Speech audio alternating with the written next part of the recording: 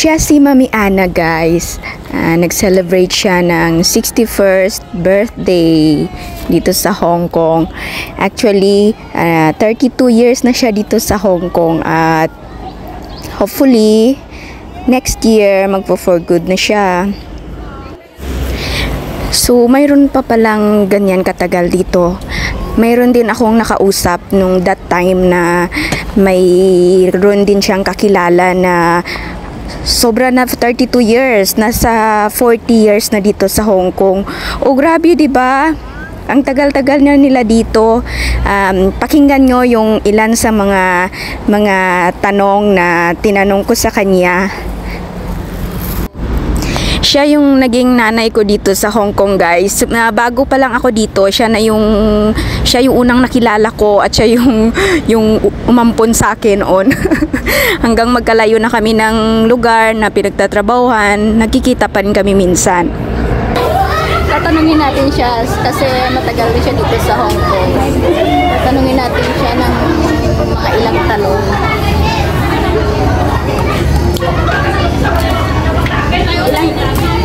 Ilang years ka na dito, May, sa Hong Kong? Total 32 years total lahat. 32 years na siya, guys, dito sa Hong Kong. So, nag-i-exist pa pala yung 32 years na tumatagal dito sa Hong Kong. Pero, kailan ka uwi? Next year na, pupurgod na. Pupurgod na pala siya next year. So, imagine nyo yun, 32 years dito sa Hong Kong. Ang tagal mo, di ba? So, nakailang amo kami nung simula nung andito pa. Nakailang employer? Dalawa lang ang amo ko, magkapatid na rin. Ang una pupunta dito, 1990. Tapos, 99 na purgod ako. Tapos, bumalik ako noong 2002 until now. Hindi kasali yung for good mo doon sa 32 years? Kasali na, sa total na yun. Dito ko sa Hong Kong. So yung, bakit ka tumagal dito sa Hong Kong? Ano yung mga ano ng employer, yung mga gusto ng employer sa magiging helper nila para tatagal sa amo? Magaling magluto ng Chinese food, yun ang importante. Tapos yung pagluluto, yung taste nila hindi maalat, yung mga lulutuin mo katamtaman lang. Ano pa yung gustong-gusto nila na magiging katangian natin na bilang helper na amo sa mga amo na yung hindi ka na nila i-terminate or hindi ka nila itawan. Ang importante dito sa amo mo, alis ka sa kanila.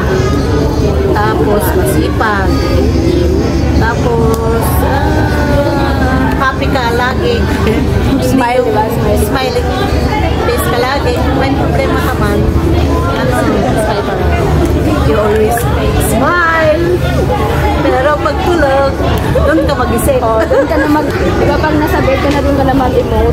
Mag-emote ka na doon. Yun. Pero ano yung pinakaayaw ng amo sa helper nila? Yung nagsisinungaling, ayaw nila yun.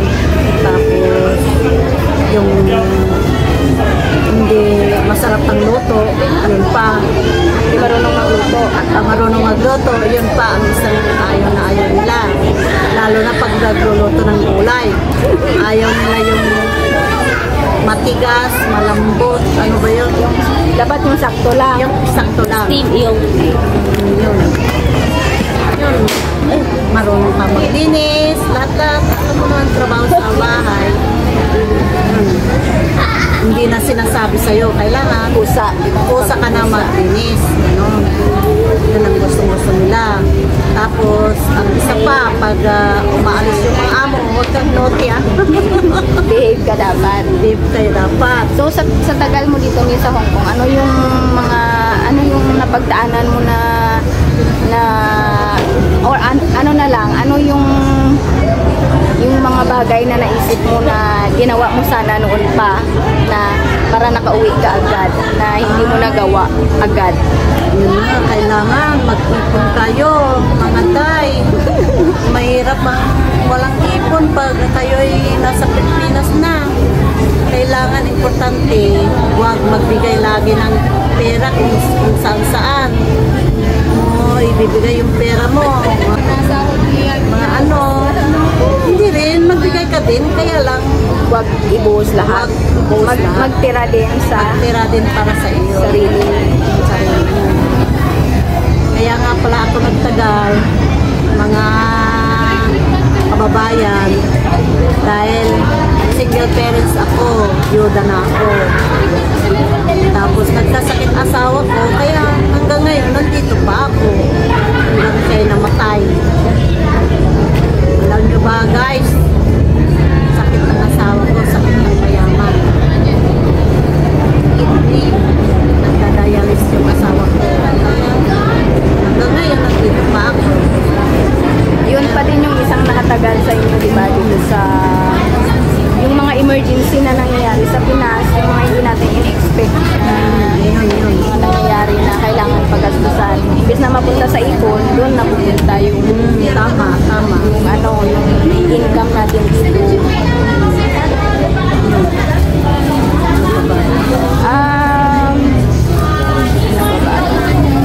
Pero minung pumunta ka dito, ilang years na bang plano nyo na mag-stay dito sa Hong?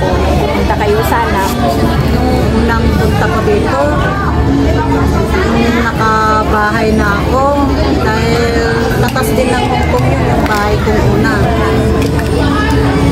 Dahil nakikibahay lang kami sa biyanan ko noon, kaya sabi ko, makabahay lang ako, uwi na ako. Pero hindi rin pala, dahil anak ko, mag-aaral na rin sila, mag-college na rin sila. Kaya naabot ko na nagtagal dito. At saka, mabait kasi yung amo ko eh. Dalawang naging amo ko, mababait sila sa akin. Lahat. Sila yung nagagastos sa akin. Ganun. Kaya, tumagal yung pag-work ko dito.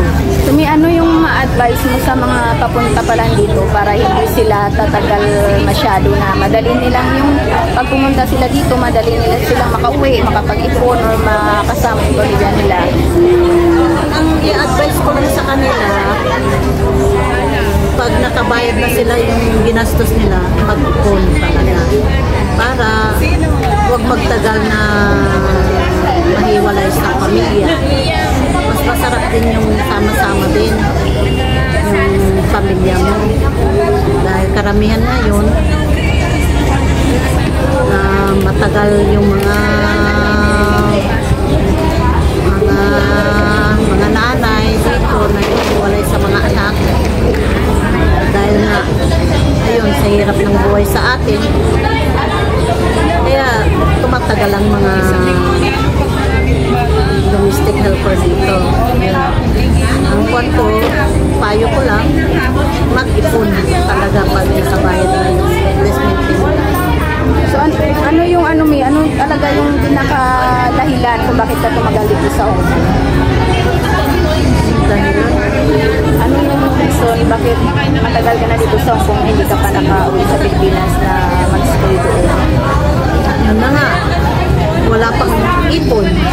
Matagal ka nakapag-ipon talaga na Matagal ako na nakapag-ipon talaga dahil sunod-sunod ang gastusin. sunod-sunod na nagkasakit yung Nagsunod. Yung sunod-sunod yung nagkasakit yung asawa ko, nanay ko, tatay ko. Ako ang nakano sa kanila talaga. breadwinner pa talaga. Kaya hanggang sila iwan, nawala na sila, doon lang ako nakapag-ipon. Yung nanay at tatay ko, kaya uli na naman ako sa ama at saka kaya sana pag purgod ko next year, wala nang problema. Sa pag-stay, ano yung dapat na ihanda mo sa sarili mo pag nandito ka? May alam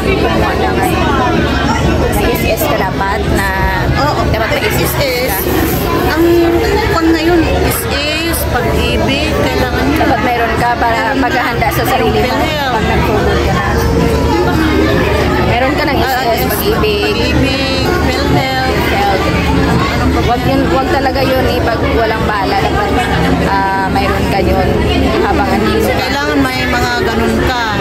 Para pag tanda mo, mayroon kang aaniin. Pagkukunan ka para sa iyo. May hinihintay kang darating, di ba? Darating. Kagaya ko, pagpipensyon na sa SS. Ayun, yun ang inasang kong magbuhay sa akin. Pagkukunan mo ng pang-araw-araw. allowance, yung ganun. Sana makapag-for good ka na para tuloy-tuloy na makapagpahinga. Ano naman plano mo pag mag-for good ka? Ano yung mga gagawin mo sa Pinas? Mag-stay ka na doon, hindi ka na babalik dito. Siguro mag-alaga na lang ng mga bata. Ganun lang ba? Dahil ako lang naman mag-isa. Kaya mag-ano siguro? Ano ba yun? Pag walang magawa, mamasyal, enjoyin lang po. Enjoyin lang yung pagtanda ba? Ay, sorry. Ganun. Saya lang. Tayo single, kailangan magsaya. Ang mo lang, yung mga baguhan, mag-ipon.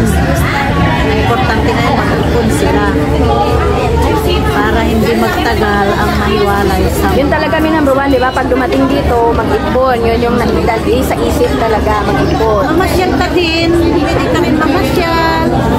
I-banding ka din para alam mo din ba, kasi alam mo din yung lugar dito sa Hong Kong. Pag napasyalan mo na, tama na, dyan ka na lang sa tabi. Para makapag-ipon ka. Pero kung pasyal dito, Gastos doon, gastos dito. hindi ka talaga makapag-ipon. Kung plano mo lang na mag-ipon na pumunta dito, talagang yan ang gagawin. Gawin mo na ng maaga, wag mo nang patagalin. Nang patagalin para hindi kayo magkakahiwalay na ang pamilya.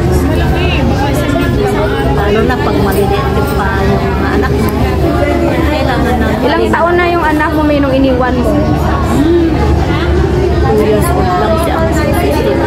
Ngayon, ilang taon na siya? 36 na. So ano yung mga hindi mo nagawa na nung iniwan mo siya, hindi mo siya nasubaybayan? Mahirap. Walang sabay sa mga. Kaya mas maganda din na nakasabay ka sa lalo na pa. Kinder, dapat ikaw, ano na. Kuwan na lang sila. High school, pag umuwi lang ako, gano'n. Ako lang din sila nakakabanding. Ilang taon ka nga pumunta dito? May ilang taon ka? Pumunta ako dito, no? 28. 28, tapos ngayon, 61 ka na. Tapos ngayon, 61 ka na, dito ka pa rin. Pero hopefully, next year, makauwi ka na. Good luck sa'yo. Sana masaya yung buhay mo sa Pinas at makapag-relax ka na rin. You deserve it. Deserve mo magpahinga kasi matagal ka na talaga dito sa abroad na nagtatrabaho. Namimiss ko na sa Pilipinas. Miss ko na talaga sa Pilipinas talaga. Kaya ayun, dito na lang. In-interview ko lang si Ma'am Yana para may idea kayo para yung mai-compare nyo yung mga buhay-buhay, kung anong pagkakaiba pag ganitong nangyari o ganyan. And tinry ko lang na mag-interview ng mga friends ko para makarelate din kayo sa mga story nila o FW story dito.